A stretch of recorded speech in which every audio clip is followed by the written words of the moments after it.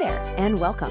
When it comes to global trade, getting paid really boils down to just one thing: trust. And that trust, well, it's built on a foundation of paper. So today, we're going to unlock the secrets of what is maybe the most critical document in that entire foundation: the commercial invoice. So let's just think about this for a second. Imagine you've shipped thousands of dollars worth of your product to a buyer on a completely different continent, someone you've never even met. How can you be absolutely sure you're going to get paid?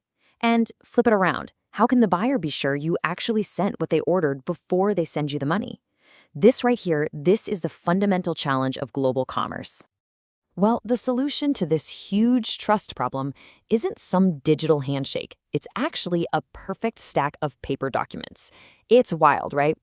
If every single detail is perfect, the seller gets paid. Simple. But one tiny mistake can bring the whole process to a screeching halt. So in this explainer, we're going to give you a step-by-step guide to getting that all-important document, the commercial invoice, exactly right every time. All right, let's dive in. Here's what we're going to cover. First, we'll talk about bridging that trust gap. Then we'll get into the nitty-gritty of the invoice itself, getting the parties right, crunching the critical numbers, describing your goods correctly, and finally, doing that last all-important paperwork check.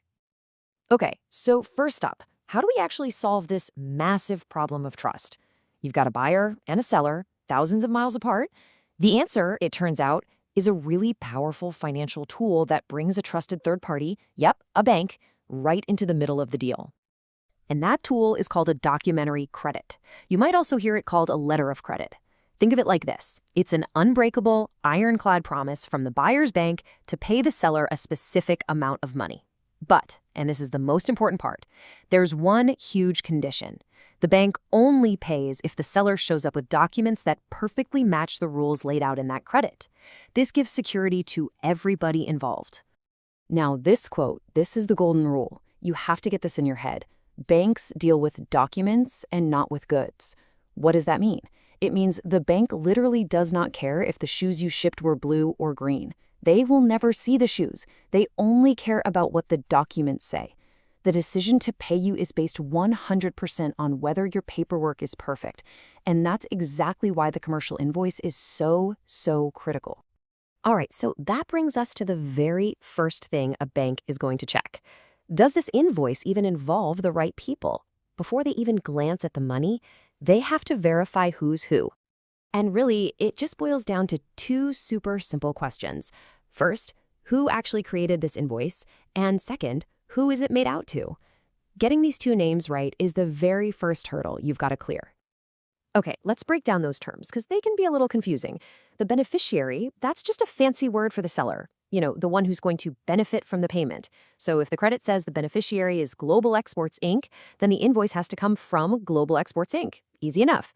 The applicant is the buyer, the one who applied for the credit in the first place. So if the applicant is Retail Giant Co., the invoice has to be made out to them.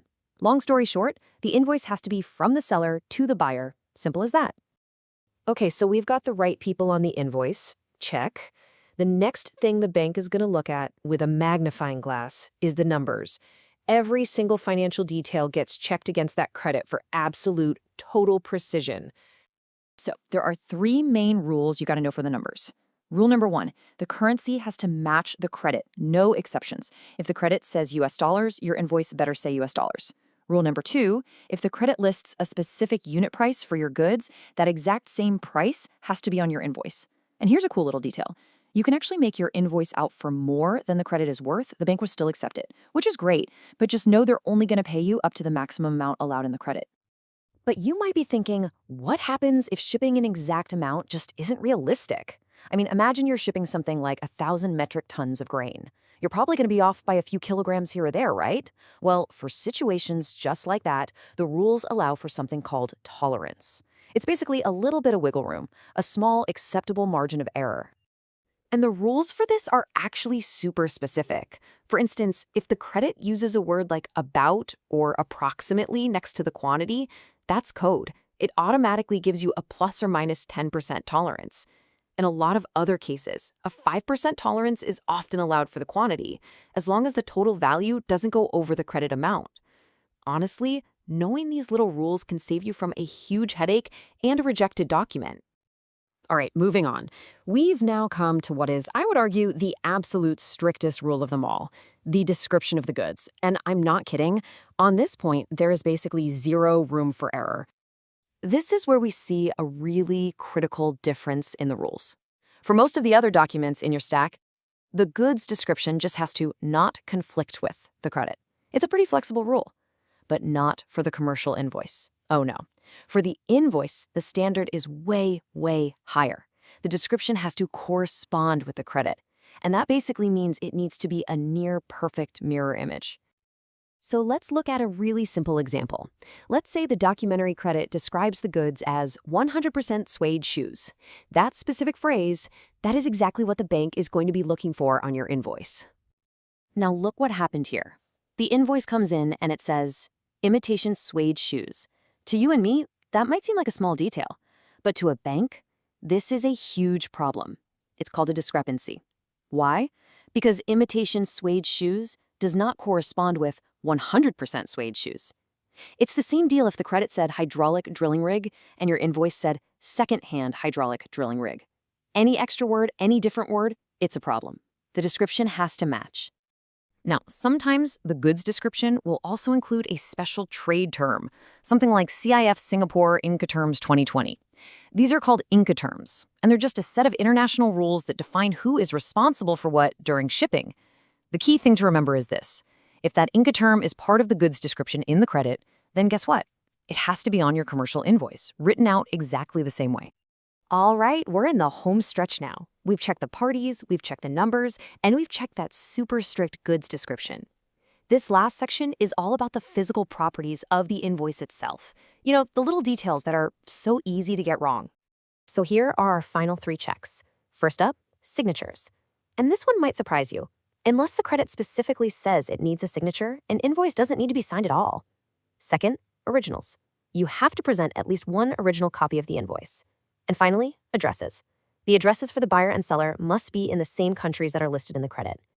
Now, these rules for originals can be a little tricky, so let's clarify. If the credit just says it needs an invoice, that means one original is required. If it says it needs an invoice in 4 copies, that means you need 1 original and 3 copies. Pretty straightforward. And about those addresses, they don't have to be the exact same street address, but they absolutely must be in the same country as what's in the credit. Oh, and don't stress about things like phone numbers or email addresses. Banks completely ignore that stuff. Okay, so let's do a super quick recap of the most important takeaways. Remember, the invoice has to be issued by the seller to the buyer. The currency has to match the credit perfectly. The goods description must correspond exactly. Signatures? Not needed unless the credit specifically asks for one. And always double-check those rules for tolerances and how many originals you need. You know, even though we've been talking a lot about paper, the world of trade is moving fast into the digital age. There are new rules called the EUCP that are adapting all of these same principles for electronic documents. So the format might be changing from paper to screen, but those core requirements for accuracy and precision, they are absolutely here to stay. The foundation of trust is just being built with pixels now instead of ink. So there you have it. Methodically checking these points, one by one, is your key to a smooth, fast payment process. But now, we'd love to hear from you. What other trade documents do you find the most challenging or maybe just confusing? Let us all know down in the comments. And of course, if you found this helpful, please give this video a like and subscribe for more explainers on global trade. Thanks so much for watching.